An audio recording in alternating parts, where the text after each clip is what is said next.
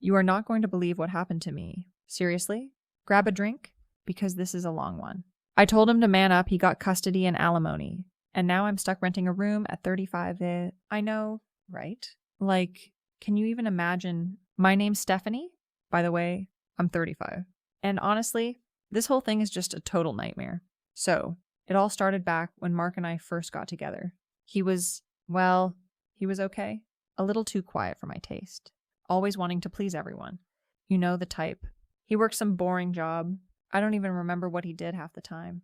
Just knew it paid the bills. Which, let's be real, was the main thing. I had my own thing going on at work. You know, my job. It was fine. But he was always so available. Like, if I needed a ride, he was there. If I needed help with something, he'd drop everything. I thought it was sweet at first.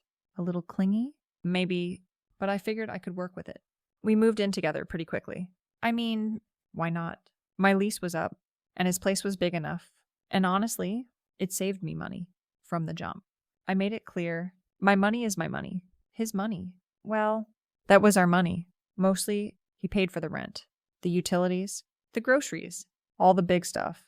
I'd chip in for, like, fun things. Or if I wanted something new. He never questioned it. He'd just nod and say, whatever you want. Baby, I really thought I had it made. He was so easygoing, so pliant. I thought he was just grateful to have me. You know, like, I was clearly the catch in that relationship. Looking back, I probably should have seen this coming. But how could I?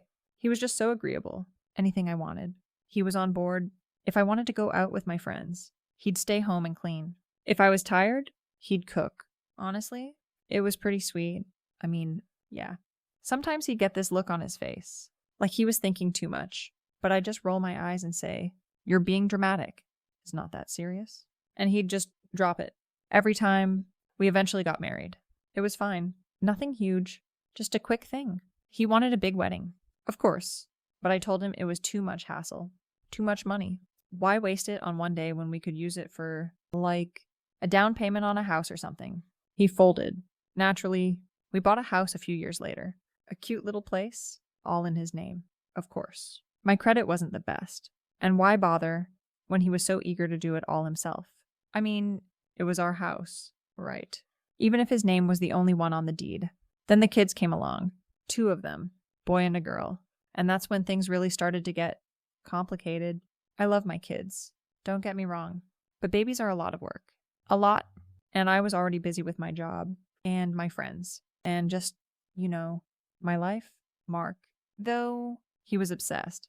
He'd spend hours just staring at them, talking to them. He was like, Mr. Mom, which was great for me. He took care of the night feedings, the diaper changes, everything. I mean, someone had to get a decent night's sleep. And it sure as heck wasn't going to be me if I had to do all that. I'd post pictures of him with the kids on Facebook. Like, look at my amazing husband. All my friends would comment, he's such a good dad. And I'd just smile and pretend like I was doing just as much. Why burst their bubble between us? I wanted to scream sometimes. Like, he's literally doing everything. But I just kept quiet. Things started to get a little tense, though he started complaining. Complaining. Can you believe it?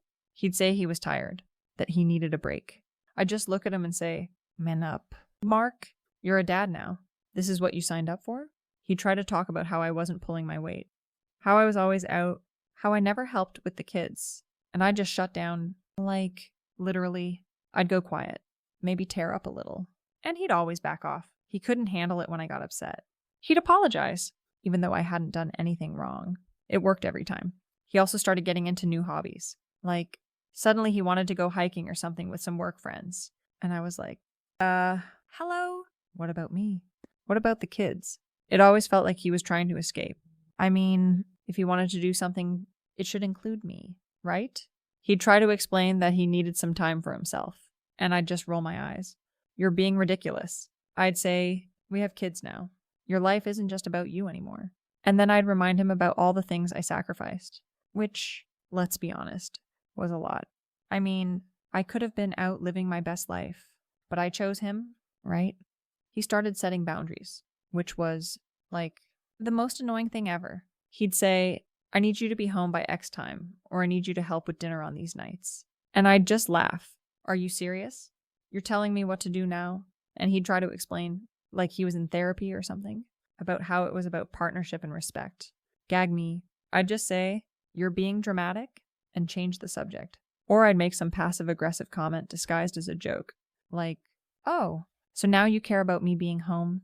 When I'm actually having fun. One time, he tried to tell me he was feeling distant, that he felt like I didn't care about his feelings. And I just looked at him and said, you're really blowing this out of proportion. It's not that serious. I mean, what did he want? A medal. He had a house, kids, a wife who was, like, totally hot. What more could he want? He was always comparing me to other women. Not directly. But I could tell, like, he'd mention how so-and-so's wife was always baking or something. And I'd just stare at him until he shut up. Like, seriously? You're going to compare me to some domestic goddess. Please. He got really into this whole growth mindset thing. Therapy, journaling, all that jazz. He'd come home and try to talk about his feelings. And I'd just be like, can we not? It was exhausting. He'd say things like, I feel invalidated when you dismiss my emotions. And I'd be like, oh, my God. You sound like a textbook. Just chill. He even started setting boundaries with me. Like, he'd say he wasn't going to talk about certain things if I wasn't going to be respectful. And I'd just stare at him. Like, who did he think he was? Then came the fights. Oh, the fights. He'd try to bring up stuff from the past. Like I never helped with the kids when they were babies. Or how I always kept my money separate. And I'd just rewrite history. What are you talking about? I was always there. I paid for everything. He'd look at me like I was crazy. He'd say, that's not what happened. And I'd just gaslight him. Like, are you sure? Maybe your memory's a little foggy. Honey, he'd eventually just give up. He started keeping score. 2, like, if I went out with my friends, he'd bring it up later when he wanted to do something. Well, you gotta go out last night, and I'd just roll my eyes. So what? I deserved a night out. He acted like I was taking relationship hostage when I'd threatened to leave during disagreements. I mean, it's not my fault if he's so sensitive. Then he got all checked out. He stopped trying. He'd just be quiet. Distant. He wouldn't argue anymore. He'd just look at me with this empty expression. It was actually kind of unsettling. I'd try to get a rise out of him, make a snide comment, or be hot and cold with him, but he'd just nothing. It was like talking to a wall. He just looked so burnt out. I guess he used to try, but he just gave up. One day, he came home and said he wanted a divorce. Just like that. Out of nowhere. I mean, we had been fighting, but it wasn't that bad. I was shocked. Are you serious? I asked him. You're just going to give up on us. On the kids. He just looked at me and said, I can't do this anymore. Stephanie, I'm done. I immediately tried to turn on the tears, the shutting down, all my usual tricks, but he didn't budge. He just stood there, looking at me with that blank stare. It was unnerving. I even tried to use my personal trauma card.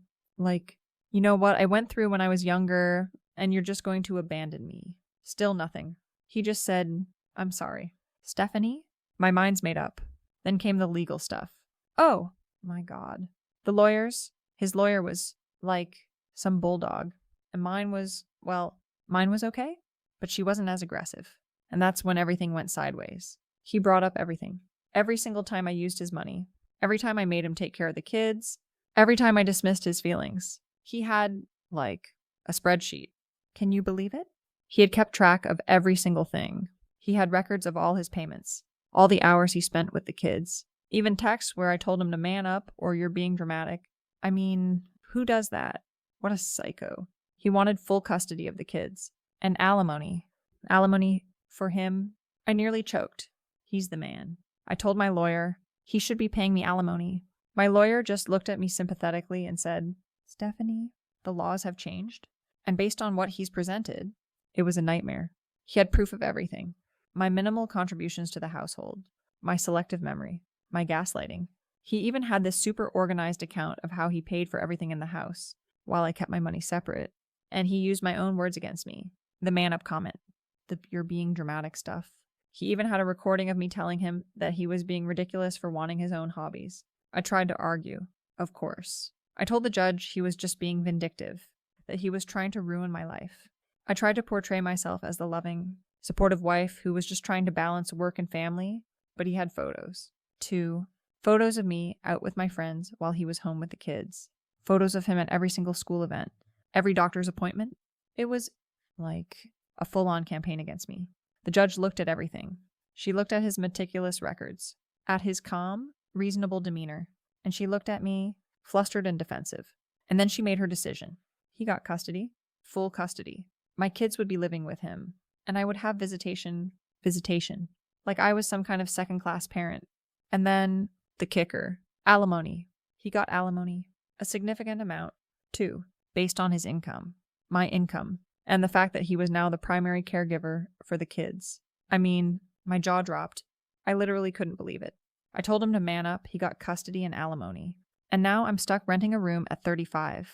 So here I am, 35 years old, renting a room in some lady's house. I have to pay him money every month. Money. To Mark, the guy I told to man up.